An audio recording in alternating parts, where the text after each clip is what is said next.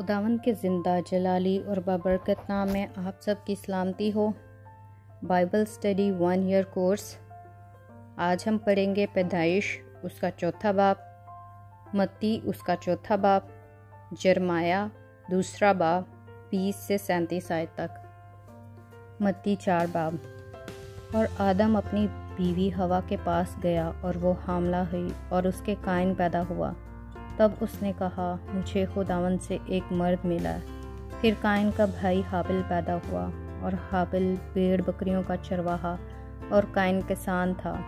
चंद रोज़ के बाद यूं हुआ कि कायन अपने खेत के फल का हदिया खुदावन के वास्ते लाया और हाबिल भी अपनी भेड़ बकरियों के कुछ पहलौठे बच्चों का और कुछ उनकी चर्बी का हदिया लाया।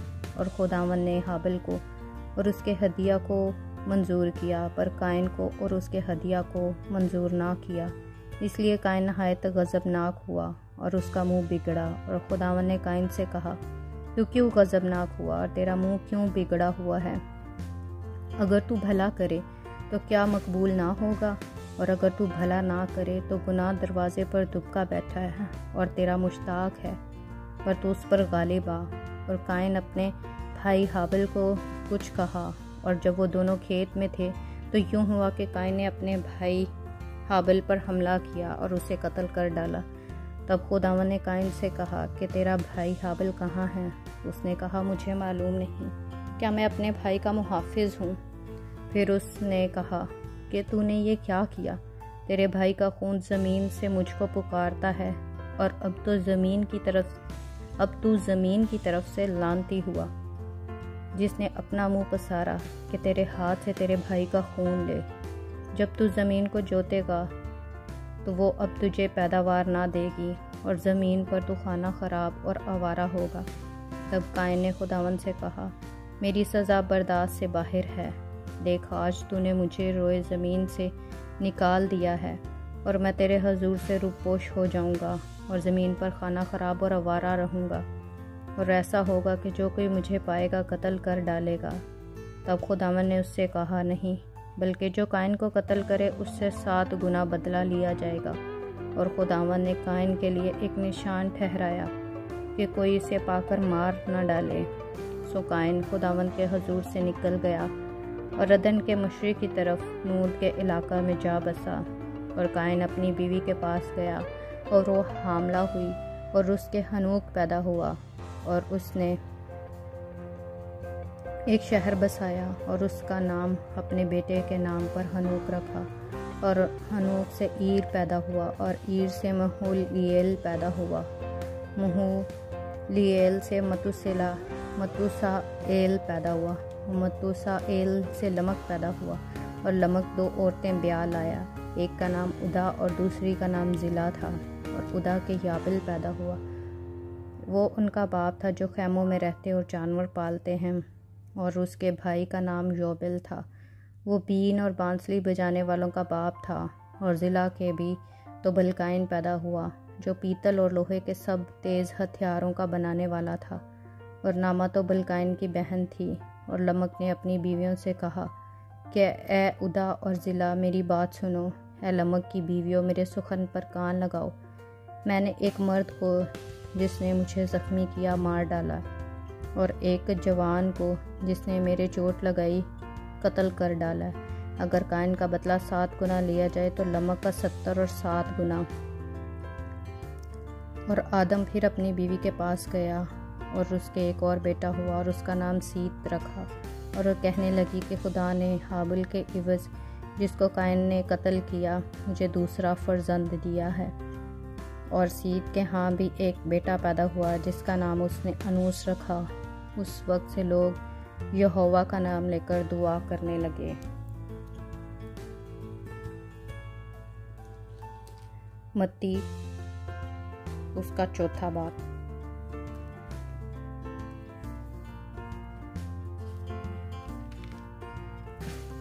उस वक्त रूह यीशु को जंगल में ले गया ताकि इब्लीस से आजमाया जाए। और 40 दिन और 40 रात फाका करके आखिर को उसे भूख लगी। और आजमाने वाले ने पास आकर उससे कहा, अगर तू खुदा का बेटा है तो फरमा कि ये पत्थर रोटियां बन जाएं। उसने जवाब में कहा, लिखा है कि आदमी सिर्फ रोटी ही से जीता ना रहेगा, बल्कि हर बात से जो खुदा के मुंह से निकलती है।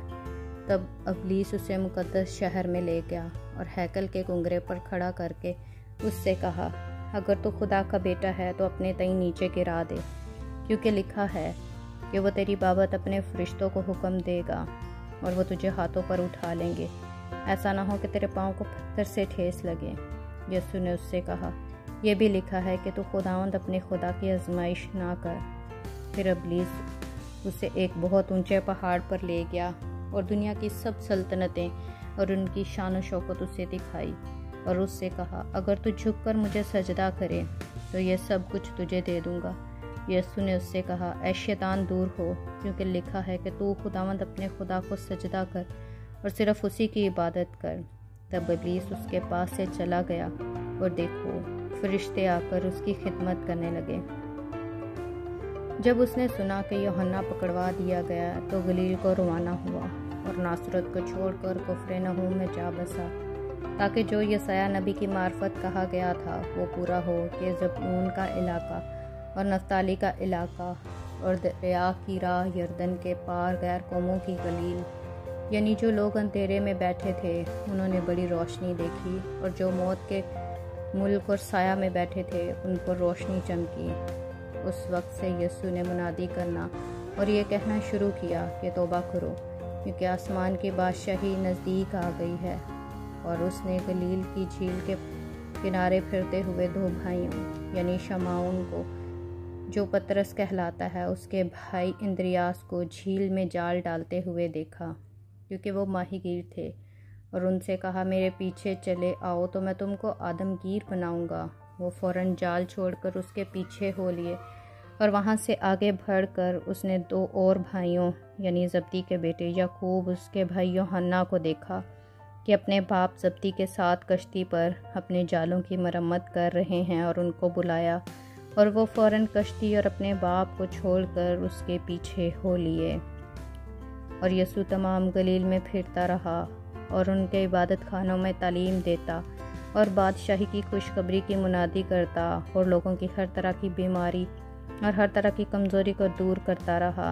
और उसकी शोहरत तमाम सूरिया में फैल गई, और लोग सब बीमारों को जो तरह तरह की बीमारियों में तकलीफ़ों में गिरफ्तार थे और उनको जिनमें बदरूहें थीं और मिर्गी वालों और मफलूजों को उसके पास लाए, और उसने उनको अच्छा किया। और गलील और दिकिप्लस और यरूशलेम और यहूदिया और यरदन के पार से बड़ी भीड़ उसके पीछे हो ली।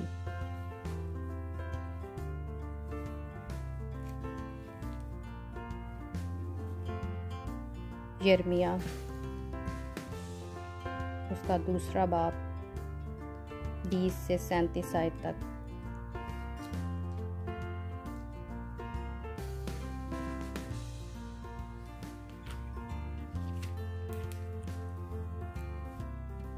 क्योंकि मुद्दत हुई कि तूने अपने जूते को तोड़ डाला और अपने बंधनों के टुकड़े कर डाले और कहा कि मैं ताबे ना रहूँगी।